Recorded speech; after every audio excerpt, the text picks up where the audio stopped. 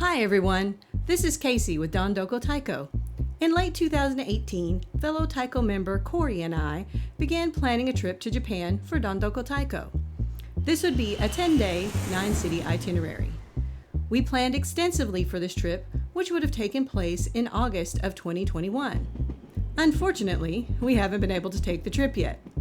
But I didn't want all of this information to go to waste, so we will be sharing all our information in a video series titled Explore Japan with Us. The information will be based on our planned trip, but should still be very informative for anyone planning a trip to Japan. I hope you enjoy the information and a look into the planning process. Hopefully, we will all be able to use this information soon when travel to Japan resumes. Welcome to episode 3 of the Explore Japan with Us series. This third installment covers departing the U.S. from DFW Airport and arriving at Narita Airport. Our original first destination after arrival was Fort Worth's sister city, Nagaoka. So the departure from Narita Airport is geared towards a quick exit and a 1.5-hour Shinkansen ride to Nagaoka. The two airports we will be using on this trip are DFW International Airport, aka DFW, and Narita International Airport, aka NRT. Both are international airports that service large cities and as such are big and complex. We'll delve into this more as we get to it on the itinerary. As you can see, there will be a lot of things to do once you arrive at DFW International Airport. We will be going through arrival, parking, check-in, security, and much more. Let's get started. Although there are several different options for parking, we thought it might be useful to know what parking is available at DFW Airport for first-timers. DFW does have some pretty competitive options and might be worth checking out, especially if you plan to book and pay in advance. International flights at DFW are in Terminal D, so keep that in mind when choosing your parking. When you arrive at DFW, make sure that you are dropped off at the Terminal D18 entrance or use the walkway towards the D18 entrance. To be safe, I would arrive about 2 hours prior to departure to allow time to check in, get through security, take care of personal needs, and get to your departure gate. The Terminal D18 entrance seating area across from the Japan Airlines and American check-in, just under the escalators, is a great meeting place before moving through security. After arriving at DFW, check in at your airline counter and check your bag. Then proceed to the meeting spot at the D18 entrance seating area to meet up with your group before proceeding through security. If you are using TSA PreCheck, TSA PreCheck is available at the D22 entrance. Otherwise, you can use a security checkpoint just to the right of the Japan Airlines check-in desk. We won't be going through the TSA procedures here. Check out the TSA website for the latest information. Don't forget to pick up any last-minute snacks and beverages and make a pit stop at the restrooms before boarding starts. It's going to be a long flight. If you plan to buy food at the airport to take on the plane with you, don't forget that many restaurants and shops at DFW now have pre-order. You can pre-order your meal for pickup from several places, including 360, Applebee's, Aunt Annie's, Bond Shop, McDonald's, Subway, and more. See the DFW Airport website for a complete list and ordering. Don't forget to make your order for Terminal D restaurants only. Japan Airlines uses gates D6 through D16, and American uses gates D7 through D40. So go left after security for Japan Airlines and any American gates D22 or less, and right for the rest of the American gates. Once you check in at your gate, if you have a little free time, this is a good time to look for Texas, United States related gifts for new friends you will meet in Japan. On our YouTube page, we have a few playlists regarding Japanese travel and our destinations. The Japan travel playlist has a great video about what to purchase for omiyage or hostess gifts. There is a link to these playlists below. Departures for international flights are pretty similar for most airlines. Check on your airline's website for any special instructions and restrictions regarding luggage, COVID, and travel documents. Many of these topics were discussed in the Preparing for Japan video, so if you haven't watched that one yet, what are you waiting for? Before the descent into Japan begins, the flight attendants will pass out a customs declaration form. Have your pen ready and get this filled out before you land. You will need some information to fill out this form. Information you may want to have handy when filling out the form includes flight number, point of embarkation, date of arrival, address and telephone number in Japan. Your first hotel's address and telephone number will do. Passport number, and number of family members traveling by age groups. If you want to download the form ahead of time, you can find it on the Japanese Customs website at customs.go.jp. Once on the Japanese Customs page, make sure you click English at the top right. You can search for Declaration of Personal Effects and Unaccompanied Articles Form C-5360-B, or scroll down the page until you see the link for Customs forms. The form you are looking for is under the Customs Law, Form C. You can't use the form that you've downloaded at the airport, but it's nice to have the information ready to copy to your official form, and it can make the process more seamless. This also works great if you ever get a form that's not in English. A new alternative to the traditional customs declaration form is the Visit Japan web app for your phone. You can preload all your vaccination and customs items on the app for faster entrance into Japan. Check out the video linked in the description box below for a more detailed look at Visit Japan web. Once again, there are many activities to be completed while in Narita Airport. We will be going through passport control, baggage claim, customs, picking up passes, tickets, and much more. Let's get started. After departing the plane, you will walk down a long hallway to reach the passport control area. Make sure you check which line you should be in and have your passport ready. Once through passport control, there will be escalators to take you to the first floor. There is one elevator in the center of the floor. The escalators drop you into the baggage claim area. This is also a good time to take a bathroom break while waiting for your luggage. If you don't have checked luggage, you can head straight for customs. Once you have your luggage, proceed to the customs inspection line. Make sure you have your customs declaration form filled out or the Visit Japan web app open to the QR code on your phone. Just as in the US, customs officials may choose to randomly open your luggage and check the contents. Don't be alarmed, this is normal procedure. Japanese customs officials are very nice and professional, and it usually doesn't take long to pass through. Remember, kindness and respect are the norm in Japan, so if you don't understand or need help in the process, respectfully ask for assistance or an English translator, if the customs official doesn't speak English. Once through customs, you can begin the other activities that you will be completing on the first floor. A good meeting spot for groups is the escalators in the middle of the arrival lobby. Wi-Fi and SIM pickup is located on 2 floors at Narita Airport, depending on which carrier you chose and what options they had available. All of the actual carrier kiosks are on the first floor in the arrival lobby, as well as a post office for delivery to Japan options.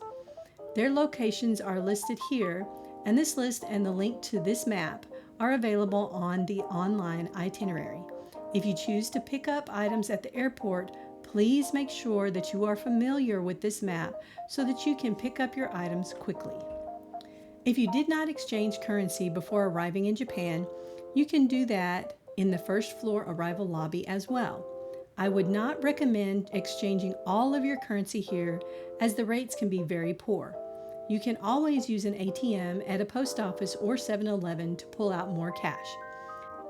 While everyone is taking care of Wi-Fi, SIM, and currency, here are a few places to pick up a snack or a gift.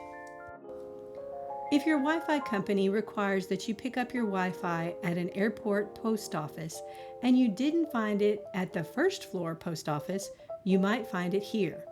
Make sure you specify the first floor post office when ordering, if possible. The rail station on the BF1 floor is where you will find the Japan Rail office.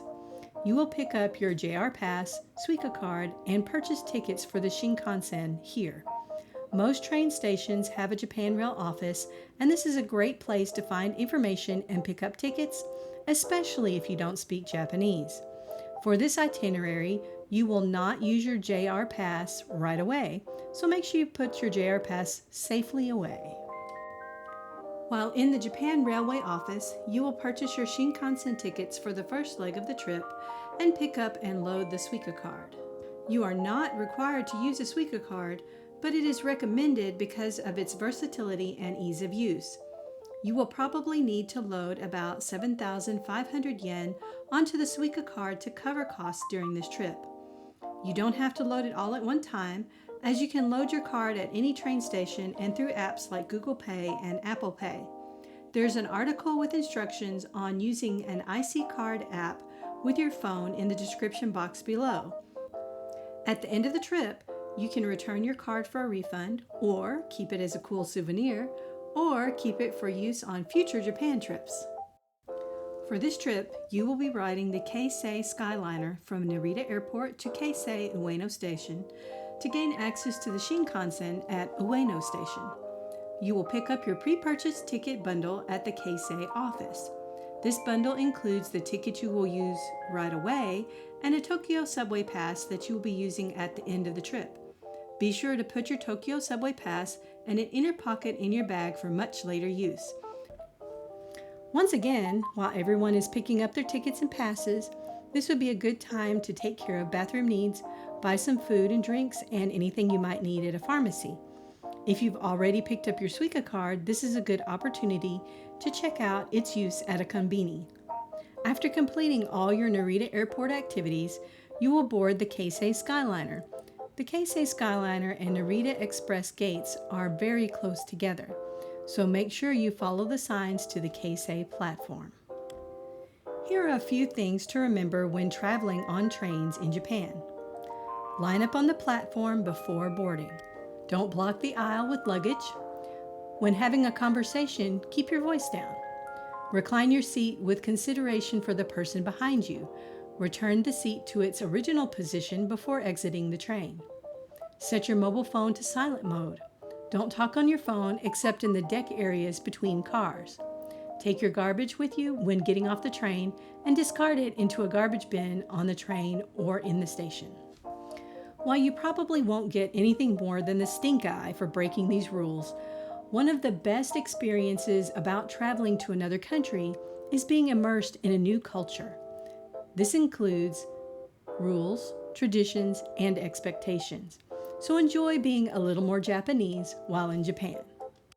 The Keisei Skyliner is one of 2 express trains to Tokyo from Narita Airport. While it's not included on the JR Pass, it is still a great option as tickets are reasonably priced. Because it's an express train, there are only 2 stops before you reach your destination. It will take about 50 minutes to arrive at Keisei Ueno Station. While eating on some trains is frowned upon, the Keisei Skyliner and other Shinkansen are set up for meals and snacks. Each seat is set up similar to an airline seat with its own tray table and power outlet. If you have larger luggage, there is luggage storage for each car. Because there is so much legroom in the seating area, I usually just put my carry-on between my legs. But the luggage racks are a safe option and are monitored by security cameras.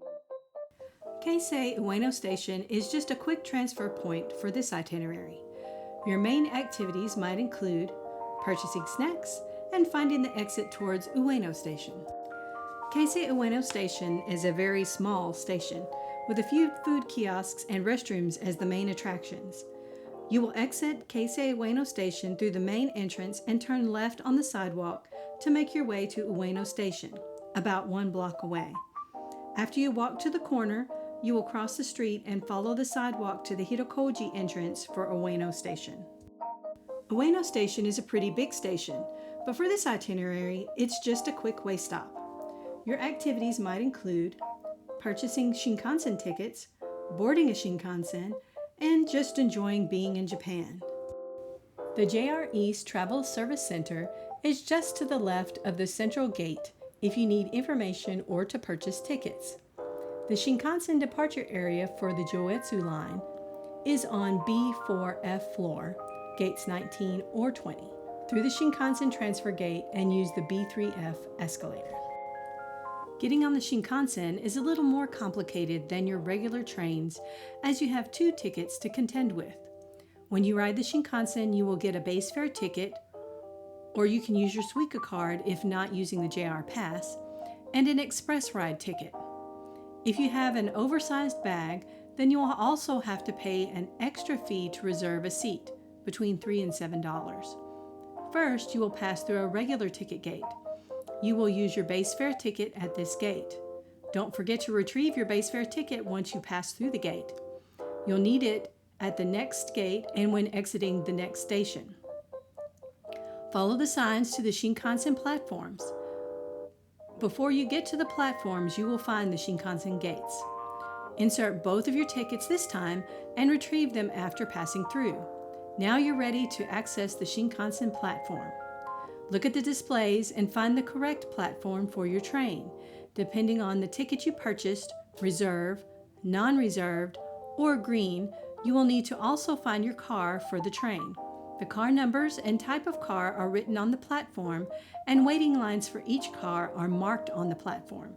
If your train is the next train to arrive, you can go ahead and line up. If not, stay back and leave room for others to line up and depart the train.